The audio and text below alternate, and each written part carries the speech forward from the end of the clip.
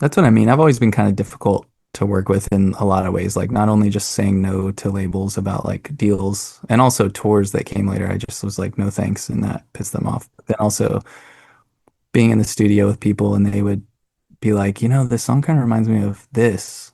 And it would be so what I would feel like is too close. And I'd be like, we can't release this.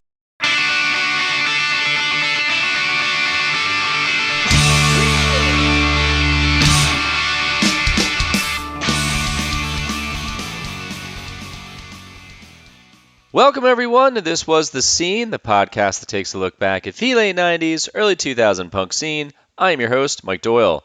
Before we start, big shout out to Dana Bolin, who might be listening to this right now because he's on tour with Alkaline Trio, driving around all their equipment and shit. He was in Raleigh last night where I saw the Blink Alkaline Trio show, and we got to meet up for some beers and actually meet in person for the very first time.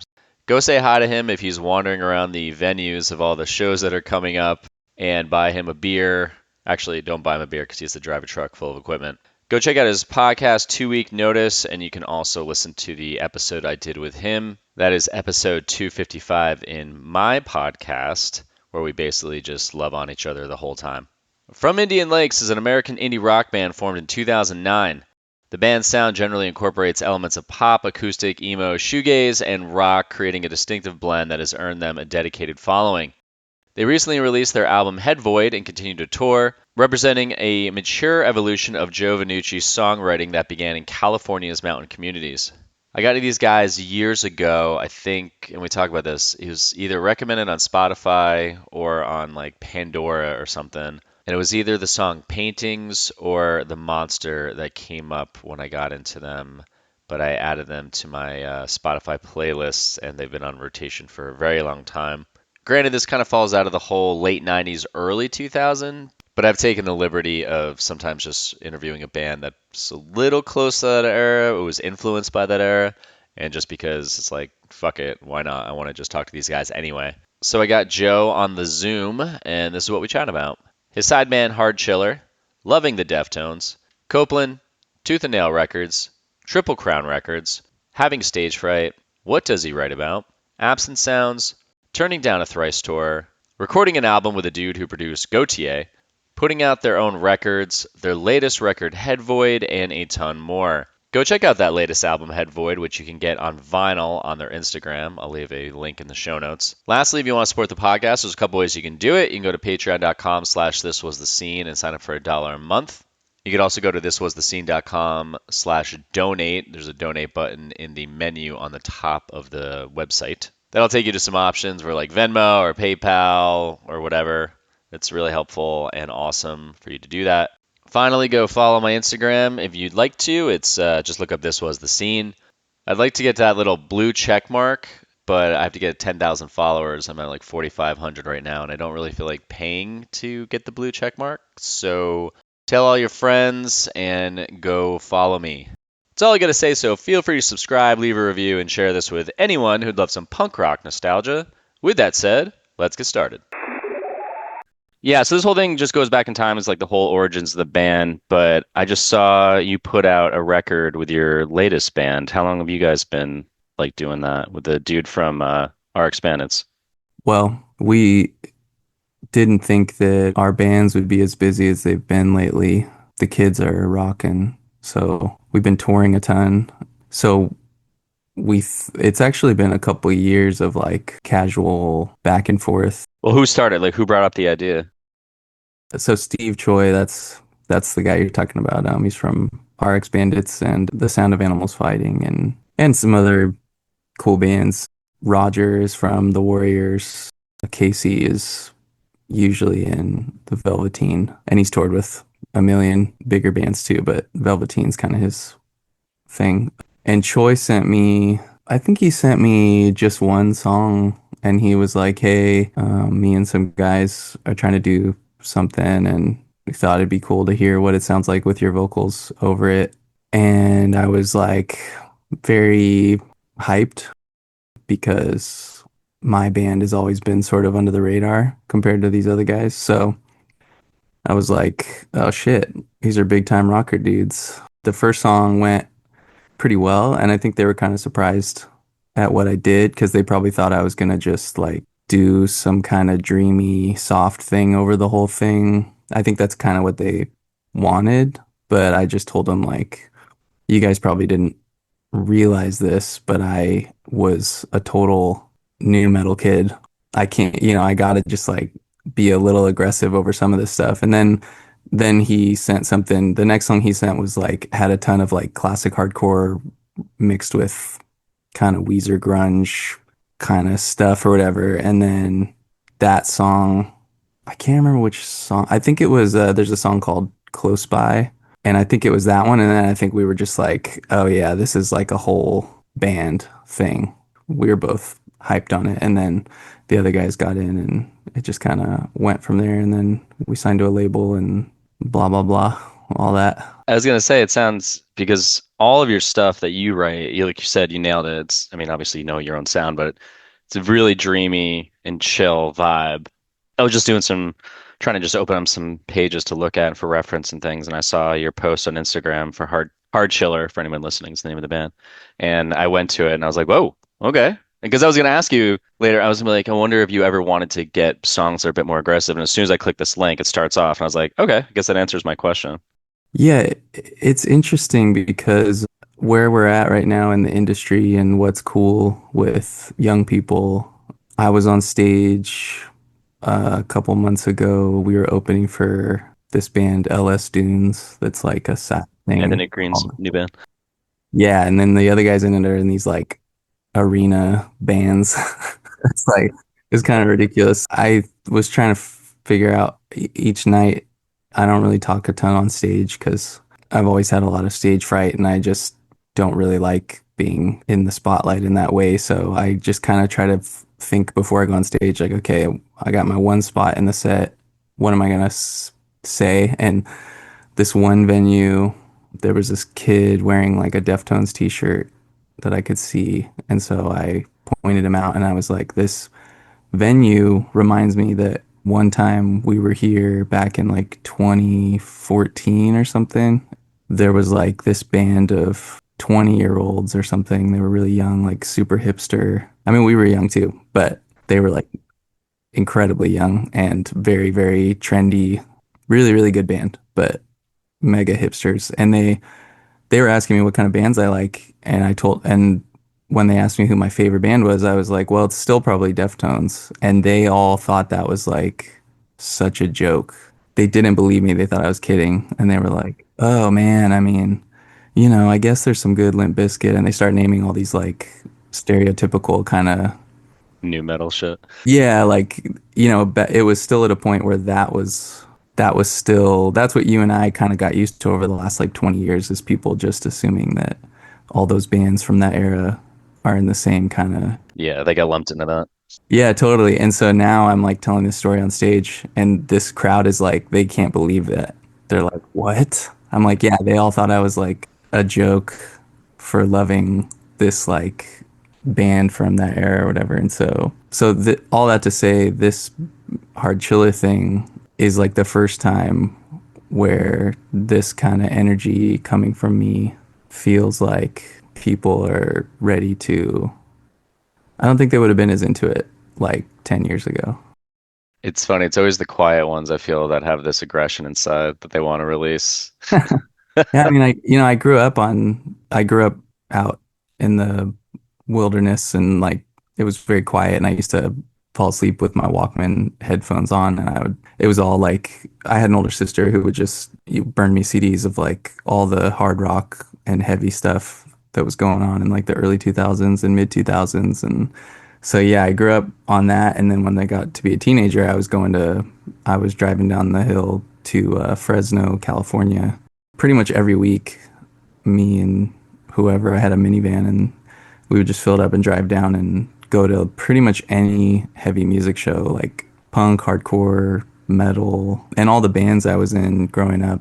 It's kind of funny, I've been talking about this lately, but I guess I just never mentioned any of this before because I don't know. It never seemed applicable to whatever was going on. But all my bands I was a drummer in like tech metal bands and like screamo bands all throughout being a teenager, heavy music has just always kind of been there, but the Ferminian Lake stuff was like a side thing when I was in my late teens, and then that's the thing that kind of stuck. I don't know. I mean, when it comes to like what I love to write and do, I always felt like it was most natural for me to kind of write songs like that, but I've always preferred to be like if it were up to me, I'd be in some heavy band in the background playing drums or something, you know what I mean? It was funny you mentioned Deftones. I mean, especially since their new album came out, which I just got the other day on vinyl, and I fucking love it. They first time I heard them, I was listening to some radio show in New Jersey. It's where I'm from. It was like pirate radio, it's Seton Hall's radio station. I think they still have it. And then Bored comes on, and I was all into like heavier shit back then, like Helmet and Tool and all that. And I heard this song. I was like, "What is this?" So I go to this record store, and they had the demo, like the "Don't Sell This" demo that they give to record stores. And the guy sold it to me. So I like grew up on adrenaline. Yeah. And then from there, I mean, Around the Fur and just fucking White Pony. Like I've literally am staring at like all the records I have from them. There's a couple records I just didn't get into. Yeah, the new record is I think It's sick. yeah, I knew as soon as I turned it on that people like it was gonna hit, but I also feel like a lot of people aren't gonna understand how perfect it is for someone like me. Like as the tracks went on, I was like, oh man, if you're like a super long time Deftones nerd, this is like specifically such a good album. It's crazy. Like I love all their albums, even the ones that people have been kind of lukewarm on, but they still thought were cool. I think this one, yeah, I just think like I love Saturday Night Wrist and some of the stuff that's not as loved. And I just think this is like, in a weird way, I can kind of feel them honing in on that sound in a way because they weren't that into those couple albums in that era. So I think in a weird way, it's like them coming back to it in like a more positive way. And so it's like a blend of that and Koi no Yokan. Yeah, it's so good. So would you consider, before we talk about how the band started, would you consider yourself like a part of the scene, like the punk hardcore scene? I mean, I guess you said you were playing in a band, but like yourself, like do you feel like that was a thing that you got involved in before being in a band? Well, I would say in s- depending on who's viewing it, I guess maybe somebody would feel like very much so, or to me, it's like feels like mildly because coming from the mountains, the scene was really in Fresno, and while I'm really close friends with people who are like at the absolute core of the punk and classic hardcore scene of the Central Valley.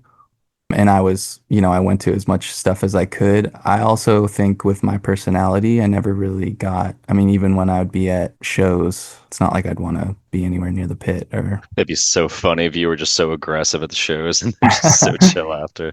yeah, me and the guys always talk about how the other guys that I have always toured with, the homies I grew up with since we were kids, they would get into that stuff because they're like party animals. But we had this older friend, Derek, that was like, he would always be wearing like a Bane t-shirt and like just a super big dude who would like be that guy at the edge of the pit, like batting people away from other people. There's always that guy in the pit who's like a bouncer. Yeah, so I always was like on the other side of him. So yeah, I mean, I was a part of one of some of our first shows. We were opening at like the CYC for Touche Amore, and like, I mean, some stuff feels like absolutely, and then other times, depending on who I'm around, and they're talking about some shows and eras that I'm just like, I also was like, oh yeah, I saw Pinback in Cursive, and that was like with 200 people. That was like one of the most impressionable shows of my life. So it's hard to be like, oh yeah, the punk scene. I don't know. It's hard to know what I really connected the most with and what I was the most a part of. You know what I mean? Yeah, some people they would, I don't know, like you were saying, Deftones and Tool and all those harder bands, there was the music you like listen to, and all of a sudden there was just something where you could be like, wait, I can just go to a Legion Hall or a small club, and it's a little bit more accessible for me to see this shit than to go to these arenas all the time and see these like bigger shows. Totally. Yeah, I think I only saw in my whole life, I only went to like one huge, I got invited to go to a huge show. It was the Meteora era. They were the headliner, Linkin Park. And opening was this bill always sounds so made up, but it's the opener was Story of the Year, and then it was Hoobastank, and then it was POD, and then Linkin Park. And it was like all of them during their just absolute if you can sort of bring yourself to vibe with anything they've ever done, it was like all of those bands at their like best.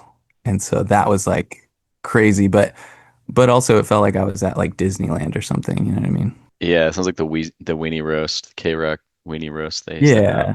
Yeah, like I always kind of, and I think it's sort of me coming up the way I did has also sort of is a big part of why my Forbidden Lakes stuff, me and those dudes, like the reason why so many things have gone the way they've gone, why we've kind of, we have like a small, very, very devoted following, and it's enough to like make a living and fill up small rooms and all that. But I think that, there's a reason why some of the like choices that have been made have sort of been more informed by like the basements and the house shows and the Legion halls and you know what I mean? Like that sort of energy that some people have always thought of us in more of like an indie classic, like indie kind of thing. But I've always felt kind of more punk in our decision making or ideals. Yeah, I mean, I think I got into you guys because I found, I think like Spotify, it was either Spotify or I don't think Pandora would have been doing that. I was into Spotify. I think they like, it was like a Discover Weekly or something where it was like a radio where I think, because I love Circus Survive and fucking Copeland and, Well, I mean, yeah, we toured with Copeland too, so oh man, I love that band. yeah, I mean, that's awesome. I mean, that as far as like vocally, that was like a band that the small window where I was because as far as like what we were talking about before and how I said what sort of felt most natural vocally was when I was sort of like obsessing over like 90s female fronted bands like the Sundays and the Cranberries and Sixpence and the Richer and like I was in all these heavy bands, but when it came to like singing and like writing and chord progressions and all that, it was and like having just like an acoustic guitar. When Copeland came out, I wish someone would have positioned them to be compared to those bands. Like that's who they sound like are those 90s bands versus like, they were touring with like Amberlin and all these bands that were from their areas and then they signed to labels that had like all these heavy bands and I just think they were always sort of miscategorized in this way that and then obviously they were like from that era that all the bands just got completely fucked with their album deals and all that. But so some bad luck, but Yeah, I was just talking to Julio from As Tall as Lions, who was label mates with you guys. And he was talking about how they'd be on these tours and he's just like what like they finally found like a tour manager or a booking agent later on where it was like okay, we're actually now going out with the bands that made sense, but in the beginning they're like we're kind of struggling here because we're being put on bills where like this doesn't really make sense. yeah, totally. I mean, the guys that were, to be totally honest, the guys that were before we signed to that label and before I knew anything about As Tall as Lions, people who were like, "Oh, this is like my favorite band. This is my favorite album. You got to listen to them." I was like, "Nah, I'm good," because the people suggesting them were people who liked music that maybe I was in a headspace where I was just like, okay, well, there's no way that you're suggesting anything that I'm going to be interested in, which Oh, is, I'm still like that. well, obviously that's a stupid way to like, I mean, no offense, but I mean, Oh, totally. It's it, dumb. No, it is dumb. But like, yeah, but I get what you're talking I'm about. that way too, but it's like, at least now I can kind of be like, wait, am I doing this? We're old enough now to not just think that we're right in that thinking. But yeah, and that's been a problem for so many bands. And they are like one of those bands that if they came back, I think they would do really, really well. So let's like work up to that, just being on Triple Crown. So it starts off like, how do you guys, how's the band form, and then how's that lead to, says your first release was Today We Are Born? Is that the first one you guys put out? That's that's funny. I've never heard anybody put that to me. I mean, it makes sense that you probably looked it up. I never thought that that would. That's like a EP that we did in my buddy's grandma's house, like in her kitchen. And yeah, I've never heard anybody like actually bring it up. Well, I mean, kind of cheating because I got Discogs open, so I just go by the year, and that is the first thing in singles EPs, and so the next thing after that, it's the Man with Wooden Legs. So I'm like, all right, well, like, there's got to be something that starts that kicks off the whole thing. It's either you do a demo in your buddy's room on a 4 track, and you're like, that was technically our first release, but I wouldn't want anybody listening to it. No, I mean, I think that's probably, I can't believe somebody has it on Discogs because it is kind of like a demo. I actually think it's better than the Man with Wooden Legs, to be totally honest with you. Hot take, okay, just kidding. Well, You heard it here first. that Man with Wooden Legs record is just like, I mean, it just sounds like a bunch of dudes that just have no idea what they're doing in the studio.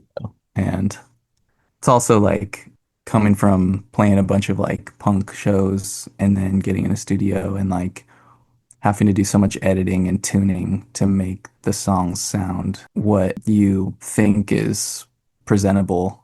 Obviously, hindsight's 2020, but it's like it would have sounded better to just put us in a room and like let us just bang out the songs and have it sound raw in like a real way. Because that was kind of an era where like people were trying to sound raw, but it was like a trick. It was like a lot of production.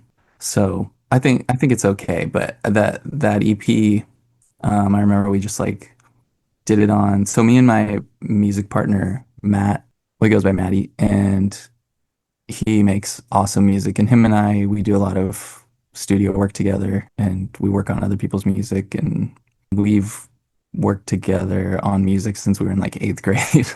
We always tracked on this 8 track.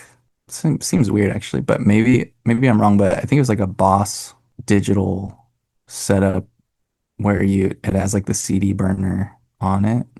So we did it on that at his grandma's house, that first EP. And I just think it's like, I mean, I haven't heard it in such a long time, but from what I can remember, I feel like you can probably hear the potential and and there's like an earnestness and a realness that is cool. Well, did you like it at the time though? Because I mean, you can't compare in your head. You know all the shit you've written since then, so it's easy to compare it and be like, eh. But at the time when you were recording it, like, what were your thoughts?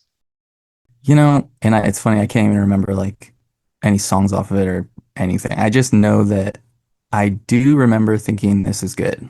And I remember putting it in my CD player in my car. I think I was like 19, showing it to, I worked at Starbucks and I was showing it to this guy who I still look up to. He's like a local folk music legend, but he was in a bunch of like indie rock bands and it's just kind of like Central Valley guy who's been around or whatever. And I remember like I had opened for him a couple times and that was like a big deal around town. And then I was showing him this stuff in my car and he was like, this is really good. And I remember thinking like, oh, okay, so this must be really good.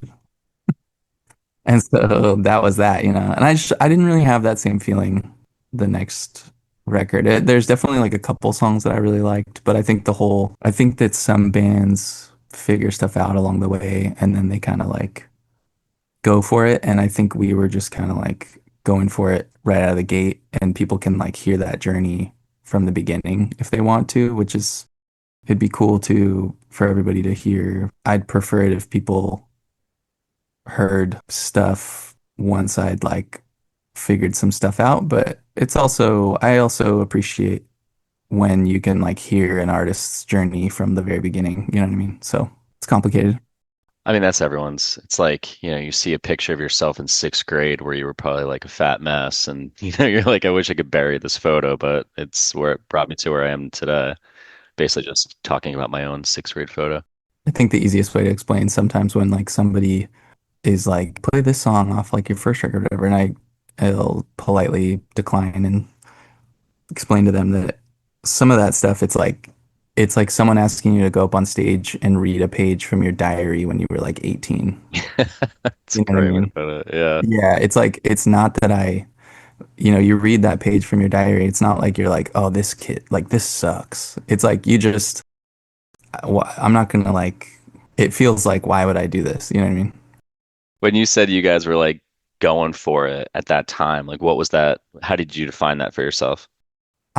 Before some of the guys that have been touring with the band forever, even at that point when I was like a teenager still and that EP came out, we did a tour and it was me and a bunch of different guys, then the crew that jumped in after that, and then that was kind of the core group for a long time. And I still tour with pretty much everybody, depending on like what everybody's got going on. We've always been kind of like a small pool of the same homies that, depending on what they have going on in life, they're like down to rock. We did a tour and it was pretty gnarly because we just like wanted to tour, us and another band from the Central Valley. It was like bars at 2 a.m. and I couldn't even go inside half the shows unless we was like for our set, and then I had to leave because I was like underage. We all were. And then after that, we were like, okay, that didn't really do anything. So we all just kind of were like, okay, now it's time to go to college. We played a show like a year or two later. I don't know. I was like 20 and we played a show opening for this band, Considered the Thief. And it was some guys from Sacramento who had been in some other bands, and just sort of like an unbelievable, like some of the most talented people. Everybody has these guys from their area where they're so much better than everybody else at making music.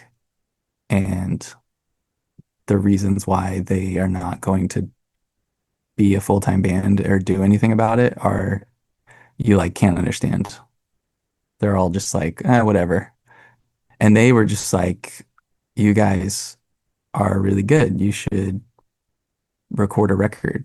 Drew, the singer of that band, he was starting a studio. So that was pretty much it. I mean, literally, that's all it took. And even then, I was kind of writing like almost everything, but really wanted to I was really trying to like do a band thing. So we were all like tracking our stuff in the studio.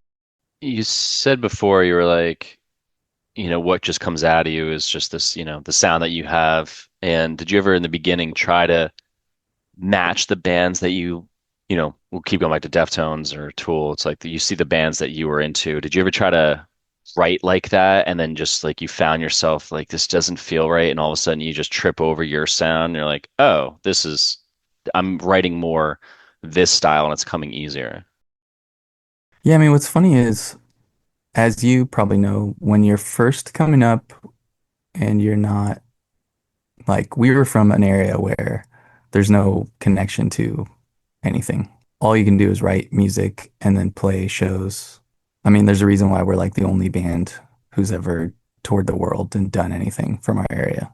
And that there's so much luck involved. And I think when you come from that kind of space, it's really about the shows, and that is what's lending so much to your sound, is like the energy of the shows. So the initial stuff was just like what's going to be good for a show.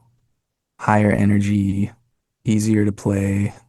Like you want cool riffs, but you also don't want it to be like too complicated because you want to be able to jump around. There's like all this stuff that people probably think is like too simple, but it really is like, especially when you're that age and the bands you're playing with or the bands you're watching, you're not really thinking about the recordings as much and the songs as much because, also like you're playing in a basement and it sounds like shit.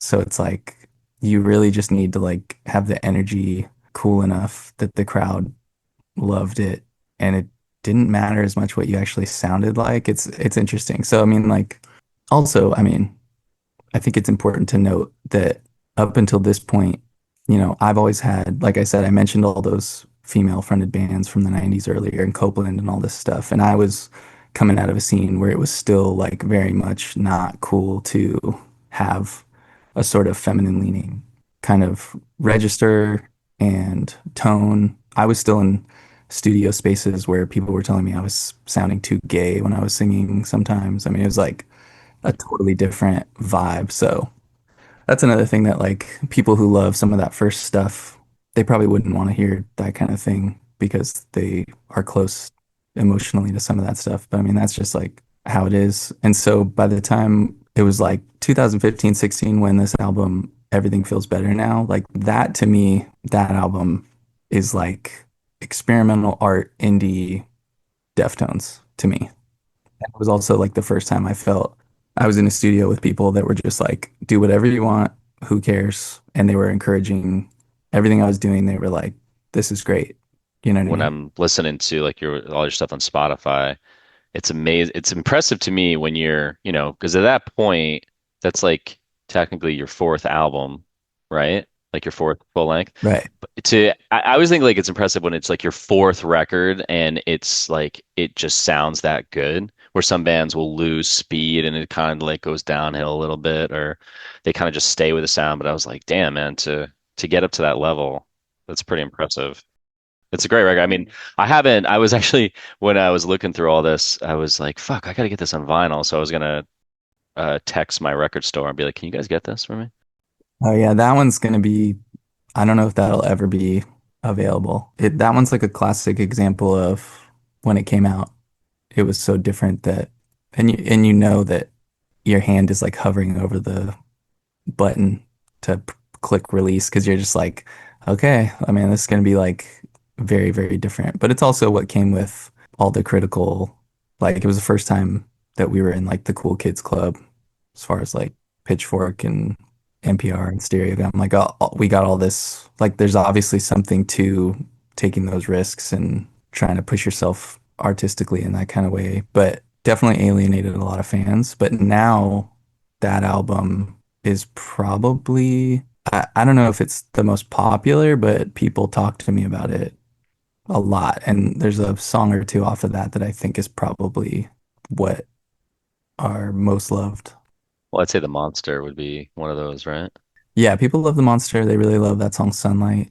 It's kind of like the simplest song we've ever had, but I think there's something to that, gets in people's brains. I was actually so I was the question I was thinking of when before we jumped up to that album was, and I'm just gonna ask it.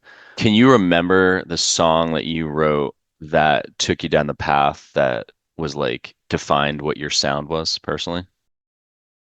I think Paintings is definitely a good example of like, and again, like that album, I like that album, but I wish we had just gotten in a room and just like bashed it out because my demos for Paintings, did a demo for that one in my parents' garage, and I on that same 8 track I borrowed from my guy, just like one mic on the drums and then everything else just like plugged straight in. The demo for that and like Breaking My Bones, the first song on that album, Anything. So those demos, they sound like Everything Feels Better Now. It's bizarre. A buddy of mine sent me those demos in an email like a year or two ago, and I had never heard them since making them. And he was like, "Oh, look what I found in my emails when we were." He was like helping out along around that time. And it was just crazy to hear me sing. Like, what's natural for me was to sort of sing in that, there's still like the big, dynamic, loud singing moments, but you can kind of imagine like on a song like Paintings, instead of the like confident, masculine sort of verse singing, it's more of the breathy, quieter, kind of more sounds like me if you really know me. I think that album still rocks and the recordings are not bad. Have you ever thought of putting the demos on like your Bandcamp? I'd have to find them and re-listen to them. Maybe since then my mentally I've like made them cooler than they are. So I'd have to like, re-listen or whatever. But I do remember like it was, yeah, I think I would say paintings like, and also it was way more like brand new kind of sounding. I remember when I heard Daisy from Brand New, it's like, okay, this is like, these are dudes that grew up on the same kind of hard rock and punk and grunge and indie, sensitive indie stuff. And like, this is how you blend it. And it's still heavy, but like also sensitive. And yeah, so the demos kind of sounded more like that. And instead, we kind of went into this more direction of like polished indie stuff. I don't know. Yeah. Real quick, if you're needing an explainer video, that's what I do for a living. My company is drive80.com. You can email me at mike@drive80.com for some samples and pricing. Industries that I've created explainer animations for over the last 14 years are tech, software, medical, pharma, recruiting, nonprofits, accounting, ed tech, and more. That's all I'm going to say. So now back to the show. It sounds like, and I want to ask you like what that whole time period was when you get on Triple Crown, but have you ever listened to Moving Mountains? Yeah, totally. And we had I mean we were like right there together at the same time at the label. So So I interviewed Greg and Nick. Greg, he's like, yeah, it just takes us a really long time to put stuff out because he really just like nitpicks and just like really overthinks his music and he puts it out. Like I'm kind of getting a vibe. I mean, you put out a lot of stuff in that time period when you got onto, you put out The Man with Wooden Legs up to Everything Feels Better Now. Like, would you consider yourself that you dissect music in the moment a little bit more, or like what's your style? I think I used to, and now I'm sort of I think to make music for a living, you have to be willing to work and not, a lot of people are just like, oh yeah, you let it come to you and then you get hit by inspiration. It's like you actually have to, if you want to do it for a living, even if you're not like mega famous, you have to like make time and then you have to kind of carve out time to be inspired. And you have to write a ton of shitty songs to get to the good stuff. And you might as well just get the shitty ones out of the way sooner than later, is kind of how I view it. So I'm not precious as much anymore. And then there'll also be like a couple songs every album that like the last album had a song that I wrote for Everything Feels Better Now. So that was like 2015. Do you ever find that you'd have a riff and you're like, you just couldn't place it for something and you still have it? It's like 4 years, 8 years later, and you're like, really, it just got to be something to do with it. And you're like, sometimes just it's just never going to happen. But you're like in the beginning, it keeps you stuck, right? So instead of writing 10 songs and just being like whatever the fuck with them, you sit with that one riff for months and you don't even let yourself even try to write these other songs, which would lead you to, coming up with more shit. Yeah, and I think that that's like most people are like, "Oh, are you ever gonna release this song or that song?" And they're like, "Oh, I'm still, working on it. I'm not ready yet," or whatever.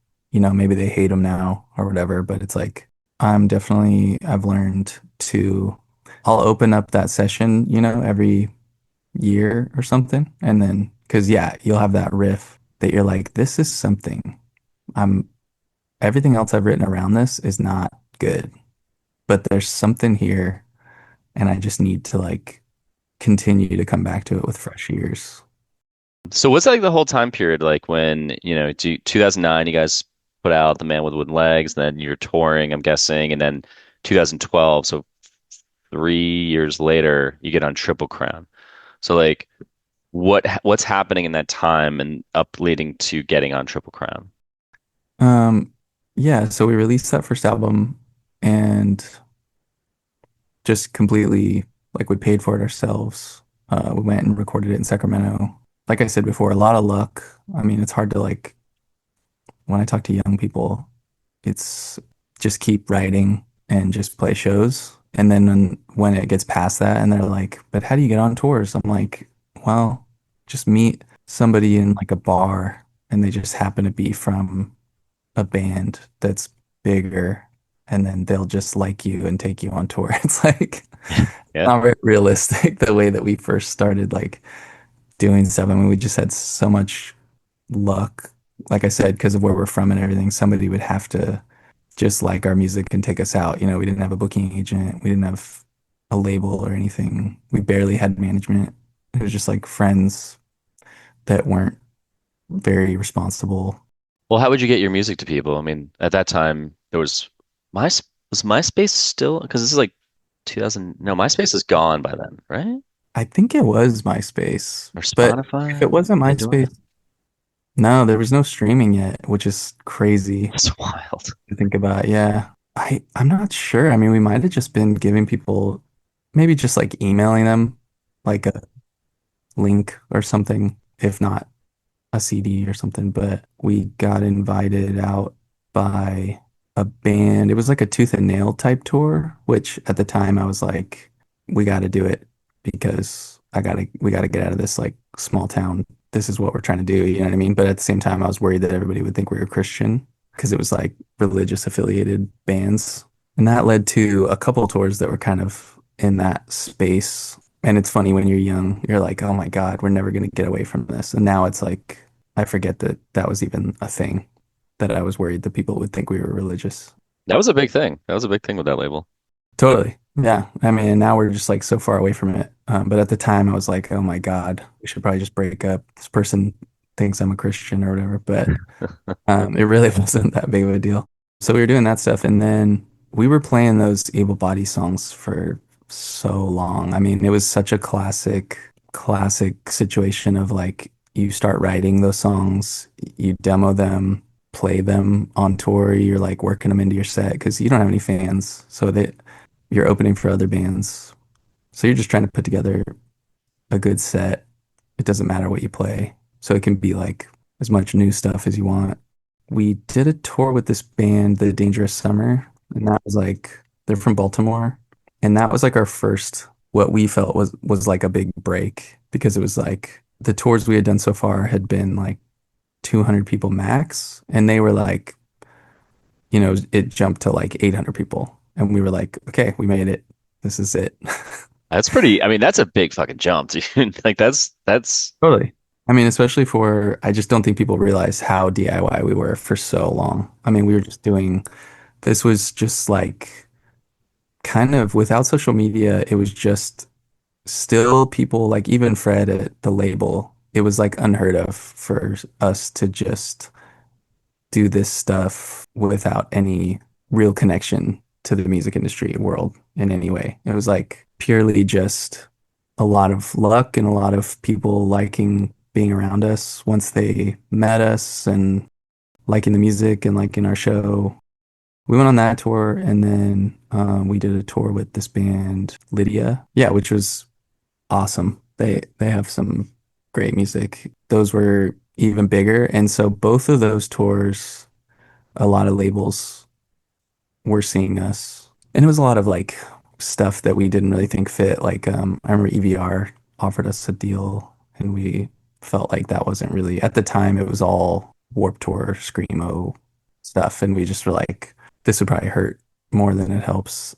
And it wasn't even like a great deal. If we were going to sign to something like that, it would need to not be them just like throwing us a bone, kind of, you know what I mean? just real quick. Like, how would you decipher what would be an actual number that they would give you? And you're like, oh, wow, that makes sense. And someone's like, no, dude, that's not good. Well, we were really lucky too. Like those guys I mentioned before and Consider the Thief, like Drew and this other guy, Sean, like they had been in bands. And because they didn't care about, they're so much better at music than us and everybody else, but they didn't care about whatever, they would just be like, yo, this is not a good deal. It's like, they were like, oh, let's do an EP with some of these songs, see how it goes. And then we'll do the album and then we'll do, it was like that. And then with not much money. And they were just like, hey, this is like, you have like Able Bodies was like ready to go. And they were just like, you're not even excited about this label. Don't just do it to do it. And so we were really lucky to have people like that. Like we've made so many dumb decisions, but like we could have made way more. There's labels like that, and I remember we met with like Hopeless, who I really liked, but the owner, he just didn't seem like that into us, and that was kind of off-putting. He was just kind of like, yeah, I guess if you say so, to the A&R guy who was like pushing for us, who is an awesome guy. I still like him a lot. Same with the EVR A&R people. Like these are all people that because of the way we've done things and come up. Like we've always stayed connected to everybody who's ever tried to help us, and I appreciate anybody that's done anything and liked us and whatever. But yeah, so when Triple Crown, they saw us on that Dangerous Summer tour, and then they saw us when we came back through with Lydia in New York both times, and they offered us a deal, and I said no. And I think I was just at that point, we were just saying no to everybody, and I just thought, okay, well, this is like a 3 album classic shitty deal, so like why do it? Even though, they had like Brand New and At the Drive-In and like these things that I was like, oh my God, this would be so amazing. But I just thought, well, they must not really care that much because this deal is like, you could kind of see the landscape of the industry changing even at that point. Wait, they had at the drive-in? No, Fearless had at the drive-in. I remember seeing at some point on Triple Crown, they had At the Drive-In on their roster. I'm looking at this right now. Okay. Could have been a trick. Yeah, I was like, I don't remember them being on Maybe there. somebody Oh. like changed the wiki at the time or something. Yeah, but I mean, like, but seeing Brand New on there, and they were like really at that point they had collected some really like some bands that were like blowing up. Totally. Like I just remember seeing bands and being like, this is perfect. I mean, I just mentioned how like there was some Brand New influence in those early demos. And I remember basically it was kind of like the first time I realized that I'm sort of difficult to work with as far as like not being the normal indie kind of minded types in the industry, but more coming from that punk space. I was just kind of like, fuck off. But probably too much. And since then, I've kind of learned not to be so much in that way. But I just remember I heard from someone that these labels thought that we were trying to like get into some kind of bidding war, which was like hilarious to us because it was like, no, we would love to sign with somebody. And they thought that we were like trying to rig the situation. But so when we came back, I just remember Fred was like the only at Triple Crown. He was the only one that was like, "What do you want? Like, what do you actually want?" And I was like, "We just want like a fair deal." And so he gave us a better deal. And so we signed with them. It was like very simple. And I remember at the time having like a 50-50 split on your vinyl was like it might have been the first one ever. I know that's like a crazy thing to say, but everyone we talked to had never heard of a label of that caliber doing anything like that. How did you get that? Just asking for it, or did you have to like kind of? I just asked. Yeah. I mean, I think it was like saying no and then literally like coming back with a tour like a long, not that long, but I mean long enough for like another tour to come through and them to see. Basically, I what I heard was that they saw we didn't sign with anyone after they thought we were just saying no to sign with other people. So I guess they came around and were like, okay, so you actually have principles. We were seeing all these bands break up because you could see that the landscape of the industry was just shaping up to be something that was unsustainable with like a 3, 4 album make no money type deal. You know what I mean? It was like, it's interesting. Vinyl was like, I think that me being able to do music for a living in my early 20s till now, and all these bigger bands having to just continue working jobs, I think a large part of that was like that initial having a lot of ownership over those recordings. And then when the streaming era really started to like get going, that was like really positive for a band like us. So like, when you have a million streams on Spotify and they're like a band gets $30 or something, like you guys would actually get a little bit more of a cut when it starts streaming. Yeah, yeah. I mean, it was like, and they were paying more back then too, which is absurd. But yeah, it was like this combination of the streaming, which meant for a band that wasn't very famous to just be getting more exposure at the same time as iTunes was still doing fine. So we were also like selling a bunch of records on iTunes. So like the combination of everything meant that you could actually do okay, which was interesting. So like when you guys get on Triple Crown, what do you start to notice with tours? Are you able to get on bigger tours, or are you out on your own and then the crowds start getting bigger just because the name's helping you out? Both. So they release Able Bodies, and we did some tours, and then we did our first headliner. We were convinced to do a co-headliner, which was a huge mistake. We've pretty much done every like classic dumb thing that you can do in this industry. I don't ever get the whole co-ed headlining thing. It's like one has to go on at the end. It's like doesn't make sense to me. It makes sense. Like we were just on tour with our longtime label mates, Foxing last year. Oh yeah, I like those guys a lot. Yeah, and so they did an anniversary thing with another band doing an anniversary thing. And so the shows were sold out, and it was like it was complicated, but at least you can kind of see how combining forces for that, especially if you're both pretty different and you're gonna benefit with the exposure to each other's spaces and then also the tickets and it just makes sense. But when we did it and when a lot of people are constantly trying to do it when you're first getting going, now I'm like always telling people like don't do it. Like it seems to make sense from an agent standpoint where they're like, well, you're both not big enough to sell that many tickets. So you just combine and you both get to say you were a headliner on your resume. But in actuality, you do a co-headliner, one of you inevitably is going to do much better than the other one. The data you get from that is going to be useless because every agent is going to assume that you only did those tickets because it was combined with this other band. But on that tour, they basically brought like zero people, and we were starting to get a buzz and bring 150 to like 200 people in a lot of the markets, even the markets that are really tough. There was just a lot of word of mouth and kind of that kind of special stuff happening. And so, but it was sort of a wash because it was a co-headliner. I mean, it was even one of those like classic situations where a few shows in, they asked us to just close every night. Well, it's funny, you said earlier that you have stage fright, right? Yeah. Is that like how did you work with that back then to just keep going on the road? Like what would get you past that? Well, I mean, ultimately, I love music. I love to play it. I mean, personally, I know now that I'm built to be in the studio and working on music, not necessarily in front of people. But I still do love, I mean, like I said, I loved going to shows growing up. I love live energy. It's just the talking for years. I just didn't say anything. So if you saw us back then, I would say thank you. And maybe I would take one moment in the set to say, like, appreciate you being here or something. But Did that ever work against you, like for live shows, or was there ever like a conversation like, yeah, this guy never fucking talks. What's his deal?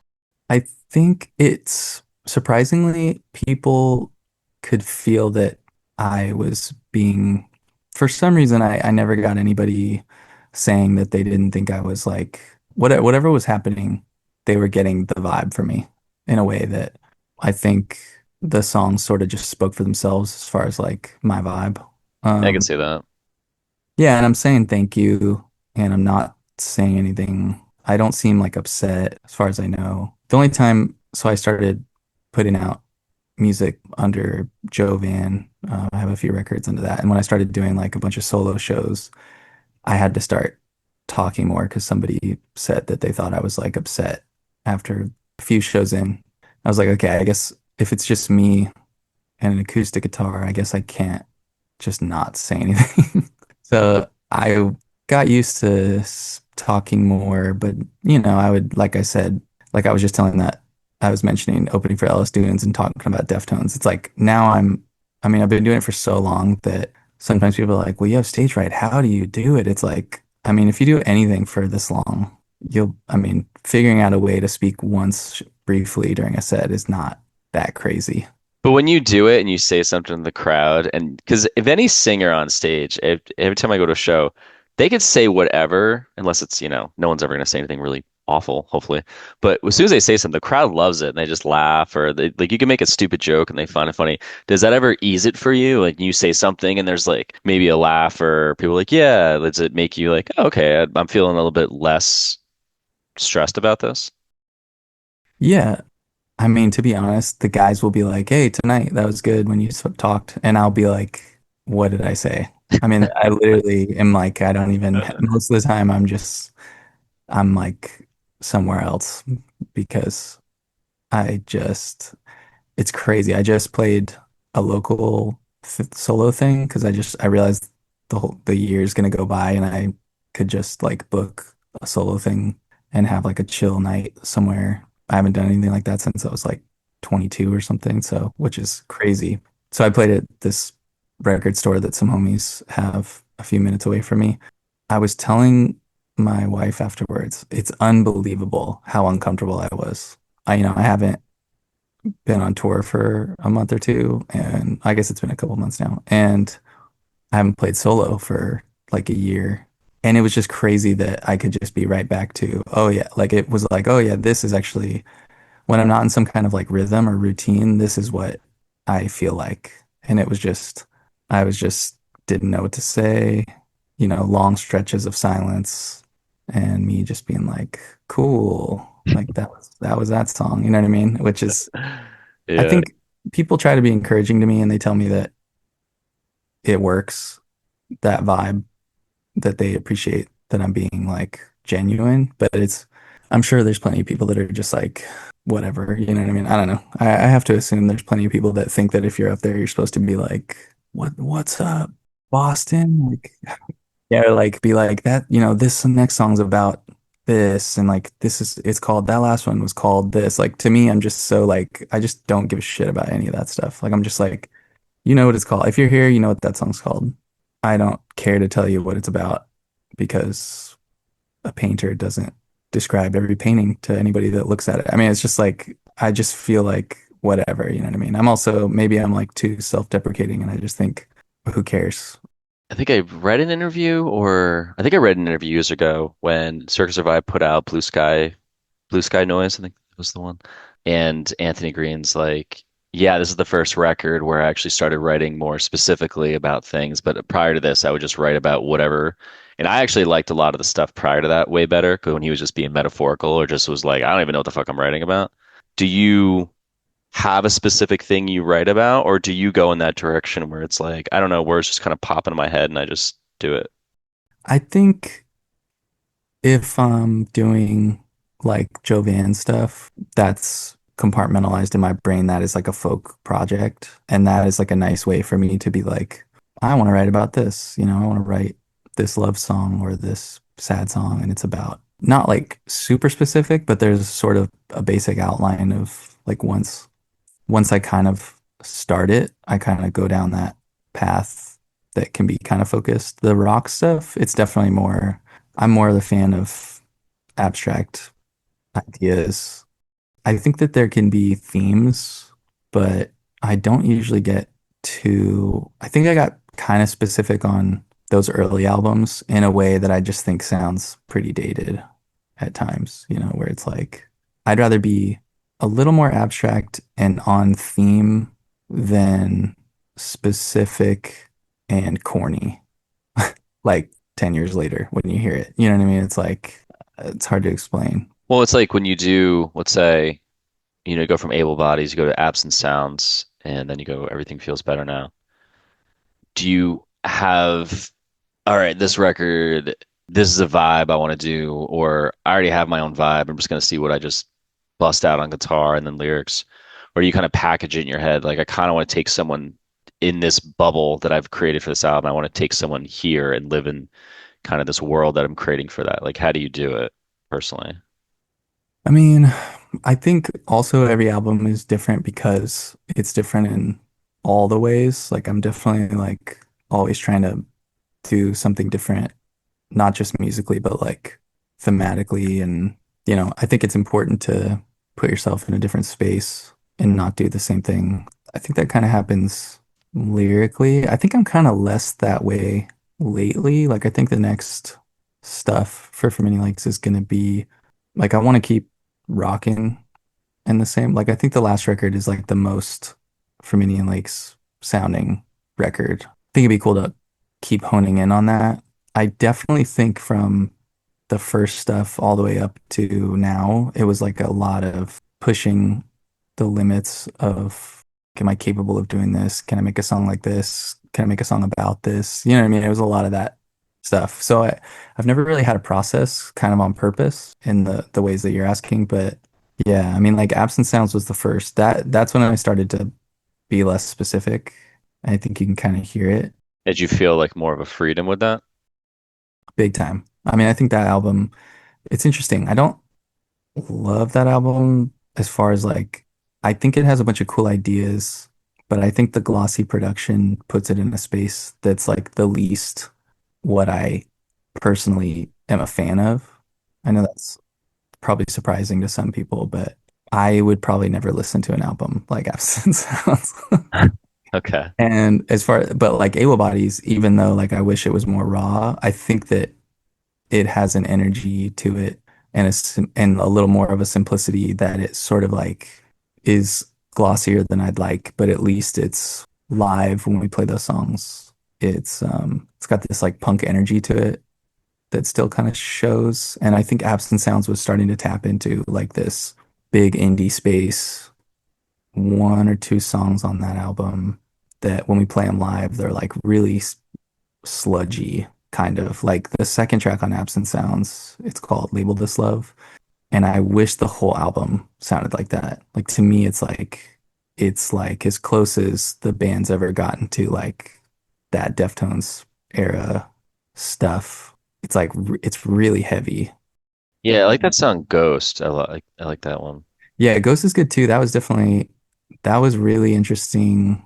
That one, I was like, we can't do this. This is a total Circus Survive ripoff. And we're not even like a Circus Survive band. And when Colin from Circus Survive came out to one of our Philly shows, and him and I hung out after the show and got a drink, and he was talking to me about Ghost, and I was like, dude, that is just like a straight. To me, it's like such a Circus Survive ripoff. And he was like, oh, I never would have thought of that. And I was like, okay, I guess that is good. Which era of Circus Survive? To me, it's got this very their second record. It's got the like 16th notes on the open hi-hats chorus, and it's in 3/4, and I'm singing kind of way up and down, and to me it just gives off that vibe, but I'm sure to most people, because I'm not Anthony Green and because the guitars on Circa are like so much better, especially around that time of our work, that it's like, of course, no one would think that. To me, it was like just such a, once I actually heard the finished product, I was like, oh my God. Wait, hold on. Let me. You're not going to hear it, but I just want to just play it real quick and just see what you're talking about. Hold me one sec. I mean, I wouldn't have even you saying that. I'm like, I have to kind of think about it. Yeah, that's how I am though. Like there would be stuff that somebody, that's what I mean. I've always been kind of difficult to work with in a lot of ways, like not only just saying no to labels about like deals and also tours that came later. I just was like, no thanks, and that pissed them off. But then also being in the studio with people and they would be like, you know, this song kind of reminds me of this. And it would be so, what I would feel like is too close. And I'd be like, we can't release this. And everybody would be upset. And I'd be like, there's a couple words here even that are like the same and I can't change them because it's like, that's the song to me. Like I've always just been kind of, I've changed a lot, but there was times when I look back, I'm just like, man, people must have just been so done with me in those kind of moments. Well, it's like I've done, like I said, I did Greg Moving Mountains, and who else did I talked to? Fucking just this list. There's like this era of bands where I felt that I'm like, how do these guys not get any bigger? And from like talking to you guys, it makes sense because you guys were just kind of just from the internal part of it. Where I mean, I listen like and Prawn, like and bands like that. Where I'm like, how does nobody more people like know about you? Or I don't know, just we've gotten bigger than other bands, and it just sounds like you guys kind of just got in your own way like a little bit or a lot. I mean, a perfect example is like we were on the same label we signed around the same time as that band Foxing that we just toured with for the first time, which is kind of crazy. But we talked about how we sort of avoided each other for a long time because we were just so done with the like emo bullshit being put in that box. And but it's a prime example of, they went on tour with Thrice. We said no and upset everybody at the time. Wait, Um, why'd you say no to that? I just didn't think it would be fun. I just was like, every Thrice fan I meet is like a dude who thinks my pedal board is like not cool enough or something. I don't know. I just had this like, yeah, I had this like total, that's what I mean. Like I would just be like, whatever about stuff that you're like, what are you doing? And that kind of stuff I would see happening and they would just kind of get bigger and bigger. And I'd think to myself like, oh, okay, that's like, it's like watching a parallel universe where you're making those decisions that now I look back and it's like, you know what? I'd love to tour with Thrice. I love those dudes. I'm good buddies with one of them. Rock is awesome, but I just remember at the time being like, it wasn't even like, oh, I think we're better than Thrice or their fans. It was literally like we were touring full time. Some like we 1 year we toured like 9 months out of the year, and we got to a point where I was like burnout and I'm done, and I don't care if I ever write another rock song. I mean, it's like, and then we took a few years off, and everyone was again not happy with me. We were just doing so much. So then during those moments, it seems logical to think like, okay, I'm going to be 2 weeks into a tour with, Law Dispute. I'm going to be sitting in the green room hearing them for like the millionth time. Am I going to be like happy or miserable and wish that I was home? And that would be enough for me to be like, no, I'm good, which is kind of looking back, you're like, not a great decision. Yeah, I mean, there's something though. I mean, I feel like if you're in it and you're going to shows and you're kind of like, this crowd's just really kind of fucking annoying to me right now, or it just like what this thing has become sucks. Yeah, that was definitely part of it. I think we had done some touring, like we played a show with in Chicago with Reliant K. After every song, there was nothing, just silence. So like you go through some stuff like that and it's hard to in a moment, you like I'm not the type of person that's going to explain everything leading up to every decision and to some random person or whatever. But like so when you say like, "Oh yeah, we were going to go on tour with Thrice, but I just was like, nah, I don't think I'm into it. No thanks or whatever." But it's like you have all these moments leading up to it where you just think like, their crowd's just gonna not be into us. So what's the point? And at the time it was like, I think it would have been smart to do a tour like that, but I also think it would have been pretty rough because, it was like everything feels better now era. And I just think a lot of their fans would have thought we were too wimpy. And I think it would have mostly been good, but it's just tough when you're in that grind. It's tough to sign up for those gambles. When you guys put out Everything Feels Better Now, like based on that, like what were you expecting? Like what did you want to happen at that time? What were your expectations? I had zero expectations. I mean, that's the other thing about me. I think that no one's going to care about anything I do, no matter what. And I think that I'm shocked when anybody shows up to any shows. I mean, that's just like some people are like, oh, don't be like that, or maybe they think it's like fake humble, but it's just like, that's just my personality. Like, I've always been that way. So, and it's probably, again, another reason why we're not super famous. Cause I mean, having that attitude is, I've never heard anybody say that's like a recipe for this, but I just can't help it. I mean, it's like, I don't want to get my hopes up or whatever. So I remember that album, and especially with it being such a leap in a different direction. And I was pushing myself so much artistically. The people at that studio, we did it at Sound City with this team that had done like some really huge indie albums. So it felt like everything was right, but there's still that, that when the first single comes out and when the album comes out, like your audience is going to the comment section is there's always those like the most vocal few are the haters. Did that happen? It's hard to remember, to be honest. Well, It's it's weird like because it's just funny because you're making such a big thing of it. And granted, this was also almost, it's like 9 years ago. this is what was in my head. I think that what sets us apart from a lot of people is that our like loyal following wants to be pushed, which is cool, but it was like discovered through these times. So really, I'm just telling you what I thought would happen. And there definitely was a little bit of that, but I think because what's interesting is at the time there were so many bands, there were so few bands in that space that were getting like good reviews and write-ups from like Pitchfork and those places that when we were immediately posting that stuff, it was really hard for people, those kind of hater band dudes, to hate on something that was breaking through to spaces that, I think that they also didn't want to be like unsupportive. It was a weird kind of combination of things happening at the same time that I think it was just kind of a classic like slow burn. What was fascinating was people that like the only comment I can remember because I've never seen anything like it, to be honest, but when the first single came out, which was The Monster, this comment was like, how come the vocals sometimes sound like not perfect?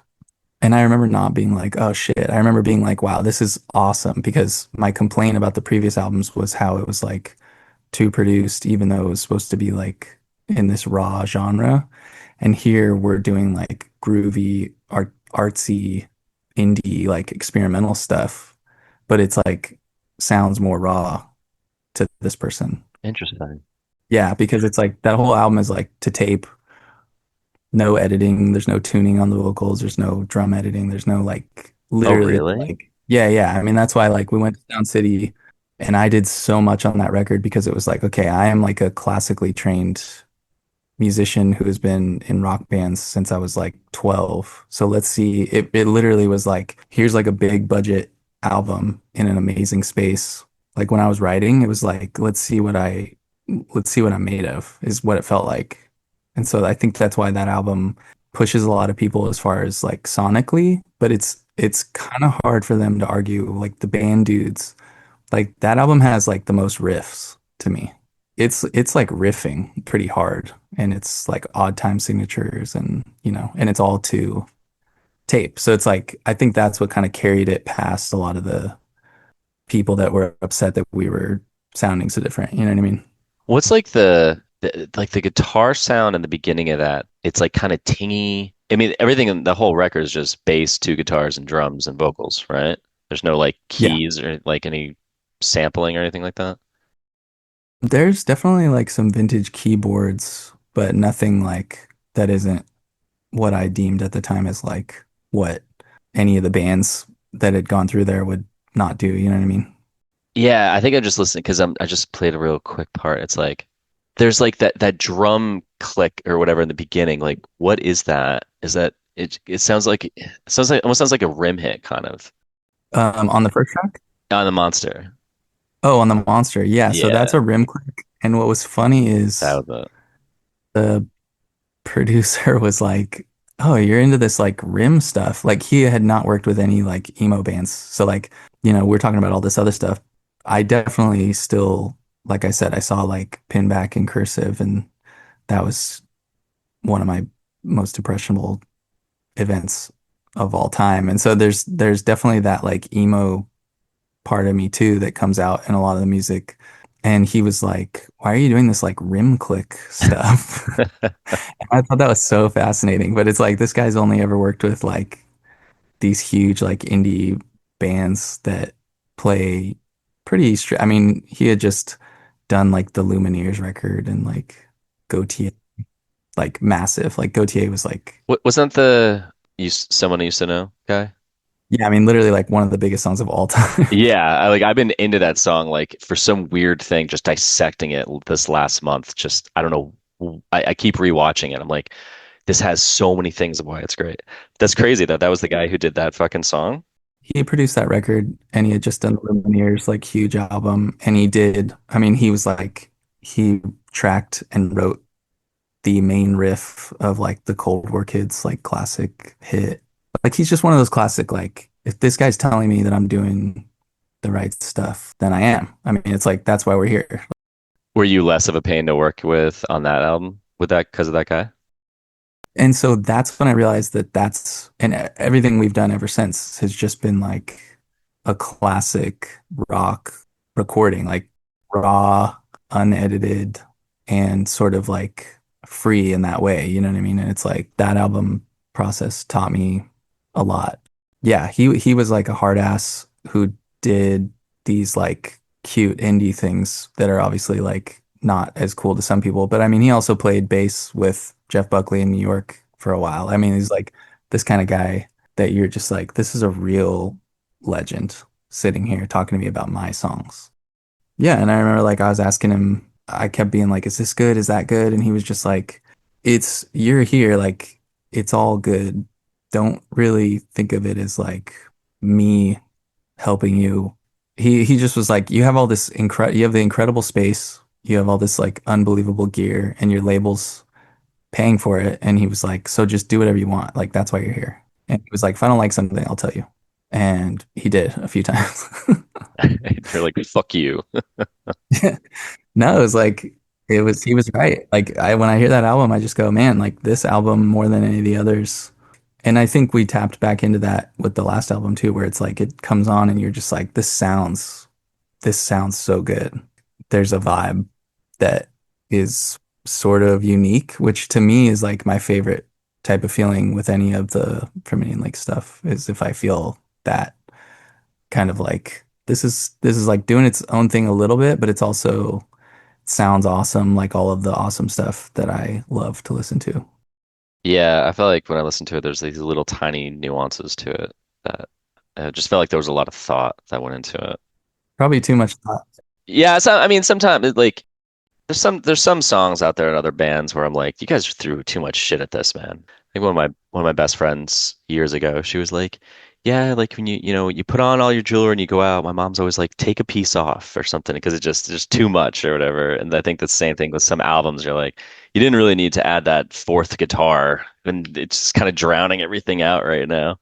That's been like a big part of stuff. It's like less is more for sure. And then the album that came after that, Dimly Lit, that's like throwing a ton at it. And I think some of it really, really works. And when it works, it's like really special. Again, that was like another album that just needed to happen to kind of like figure out some stuff and push myself to kind of end up back at like a simpler, like guitar rock kind of vibe. You know what I mean? Some people, when they have the budget and the skill to do like way too much, but for some reason it's working. Like when I think of that breakout War on Drugs record, like when you hear it, you're just like, this is too much stuff happening, like too many layers. But for some reason, it's like, okay, this album costs like hundreds of thousands of dollars, and these guys are like the best musicians on the planet, and the songs are some of the best songs ever. And so you're like, okay, so one out of every million can have this much going on, and it just feels like you can't believe it. It's like, you know what I mean? It sounds expensive and it sounds so special. Wait, which one's a deeper understanding? Is a deeper understanding the one, what's the one that's like the second track's like got the guitar riff at the beginning that's like da na na na na na na. Yeah, yeah, Yeah, yeah, yeah. so that album to me is like is that's like as good as you can make an album with way too much shit going on. Yeah, it's a great fucking album. I know exactly what you're talking about. And you're like, it fucking works though. Yeah, it just works because I mean, like, we don't all get two or $300,000 to spend at Yeah. some like Unreal Studio and just like have all the best dudes come in and do amazing stuff, and then yeah, have somebody mix it that can handle it and blah blah blah. You know what I mean? It's like it's awesome. But most of us, it's like it's makes more sense to do like the last album, Head Void. That one, like I said, I think that's the most like honed in like, okay, this is what for me like sounds like, and it's fairly simple in a lot of ways, even though there's a lot of cool riffs and stuff. But Which one? Which one's that? it's called Head Void. Yeah, I actually just gonna I'm gonna start wrapping this up soon, but I I didn't even know you guys put that out. So when I got on Spotify, I was like, oh, so I started just skimming through it real quick, and I immediately liked what song was this? Holy. So I dragged that into my playlist to listen to later. Nice. It's like I was just skimming through like there's some records that from you guys that I didn't even know, and I was listening to it. I was like, God damn, I got to go back and listen to these because sometimes I just I don't know if it's just me, but I fall out of after a certain amount of albums, I kind of fall out of it unless if it's an older band and they start putting out shit now, and I'm like, man, I was into you guys in like 2005. Like I don't really know if this is gonna hold up. And then sometimes I'm right, and then sometimes I'm like, oh man, I gotta really just give this a chance and listen to it. So when I found all these, it went through your Spotify, I was like, fuck, dude, I'm gonna just go through all these songs and check them out.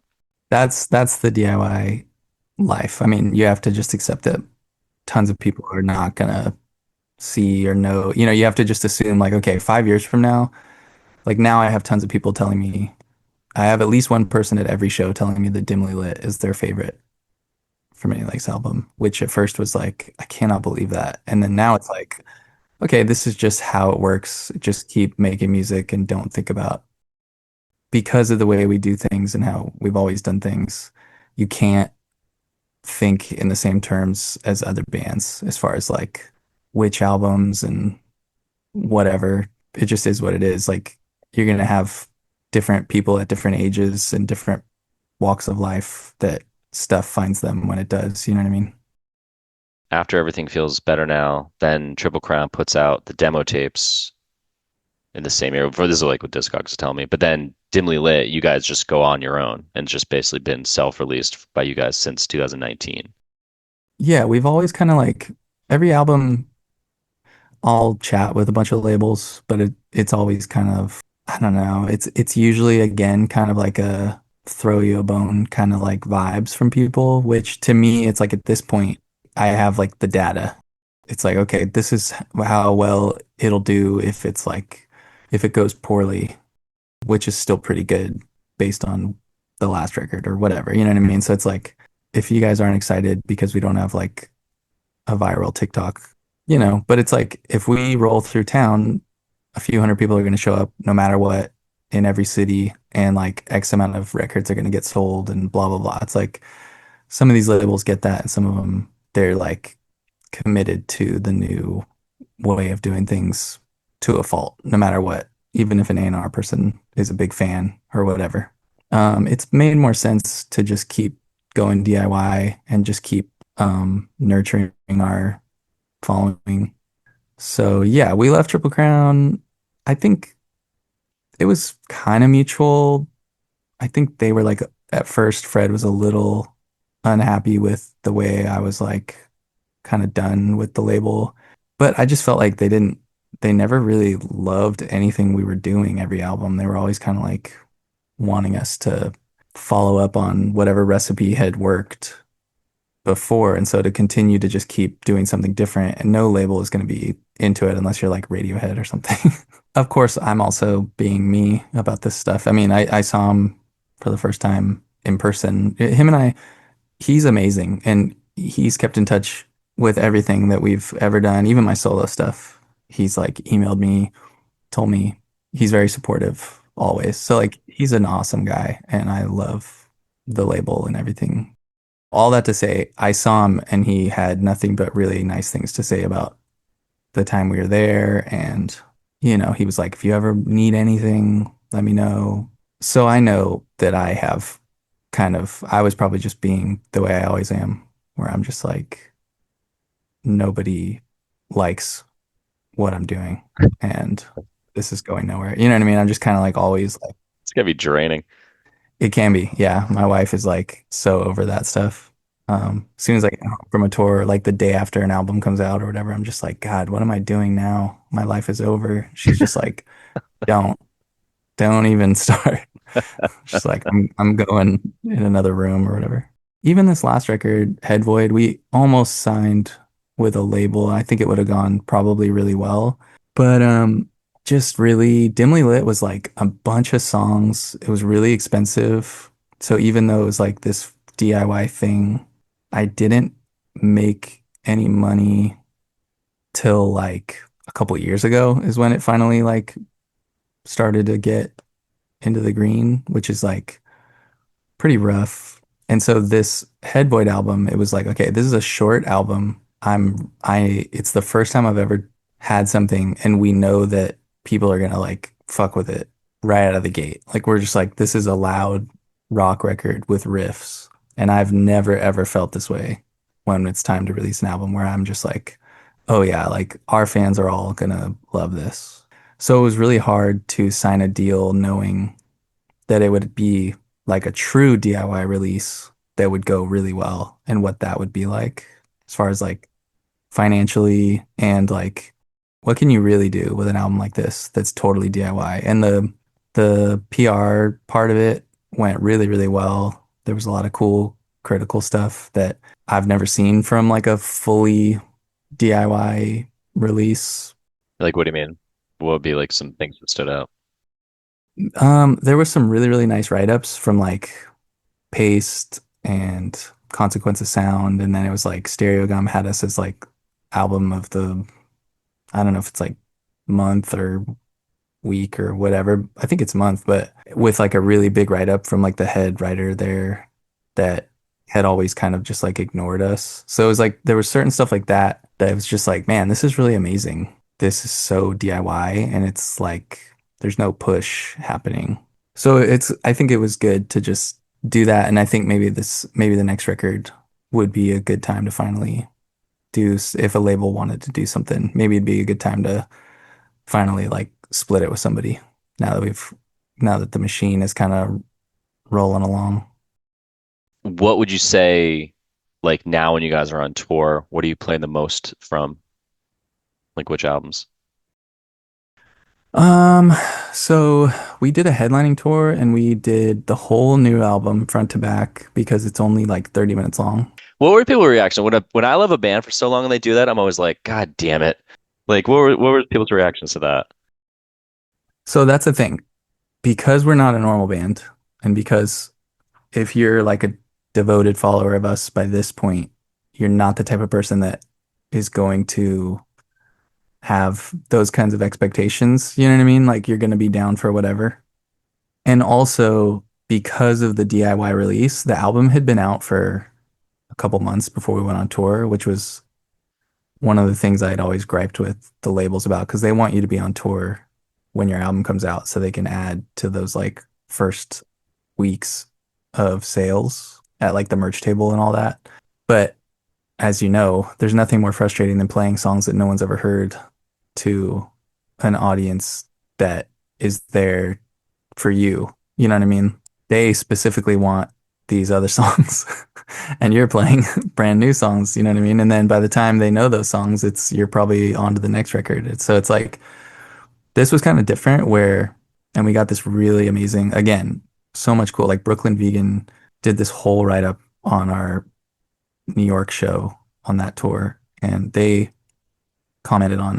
I don't always look at a lot of this stuff, but because this was so DIY and because everybody was being so nice to us, it was like, oh yeah, why wouldn't I want to read more nice things about it? They just commented that like people were almost as excited to hear the new stuff because they were already pretty familiar with it. And like I said, we kind of knew that they were all going to like it anyways because it's all like high energy rock stuff for our genre. It's high energy. So it went really well. And the album is super short. I mean, it's only 32 minutes long or something. So it was like, oh, we could play this front to back. I won't talk because no one expects me to talk Because I anyways. hate talking. Yeah. So it kind of is like we actually can just play it and it'll be over in 30 minutes. And then we played songs off of every single other album. And it was still only like an hour and change of music, which is cool. I think everybody was really happy. I think we just straight decided on like two songs per album. We didn't favor any albums. We just thought if anyone wishes we'd played more off of something, then they'd have to be dissatisfied with us not playing anything off of like the first album or something. You know what I mean? It was like we only have this much time. Let's just cover everything. And we've never ever played something off of every album before on tour. So it was cool to hear people's reactions when we would start a song off of like our first album. And we kind of updated them to be like, we just turned the gain up and like kind of just sounded all the songs. It's cool to have, it's kind of cool to show everybody that all the songs can kind of sound like they belong in the same set. That's cool. I see you guys are playing with Minus the Bear in November. Yeah, crazy. That's fucking awesome. I love that band. Yeah, so cool. I did an interview with Aaron. It was pretty interesting hearing his perspective since he's not in the band anymore. A lot of positive things to say. Lots of drugs. A lot of drug use back in the day for those guys. I mean, yeah, they're such a like it makes sense and yeah, they're just when people are like, "Oh, they're that big?" when they see like all the sold out like big shows and stuff and I'm just like, yeah, a lot of people don't realize that there's a bunch of like bands that took that sound to like mainstream radio success that wouldn't sound the way they sound if not for these guys. All the like mathy guitars and stuff. Yeah. Well, cool, man. Yeah, man, I'm super stoked that you fucking did this. This was awesome. Yeah, thanks for having me. Yeah, dude. So, all right. So, last two questions before I ask the last one. What would you like to plug? It could be about you. It could be about a friend or a cause. It could be about all of them. Um, well, since you mentioned causes, I mean, I did post an organization for Palestine relief. So I mean that's obviously important. Is that from Indian Links Instagram or is that your Yeah, for personal? me, like Instagram. But that's obviously like ongoing. Everyone should. I mean, I'm sure some people don't agree with that, but if you do, I would suggest everybody continue. As far as what I got going on, that Hard Chiller album came out like 2 weeks ago. So yeah, I mean, go. I think it's really good. If you like heavy music, I think it's really awesome, which is cool. All right, man. Last question. What scene ethics do you hold on to this day?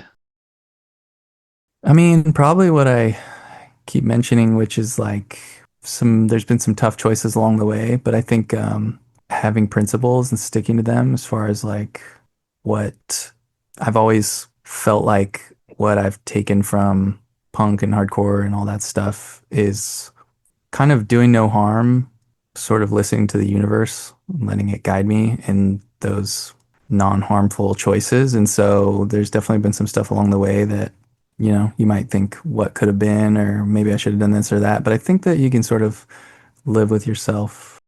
You can sleep at night if you sort of know that you lived by those kind of principles. Yeah.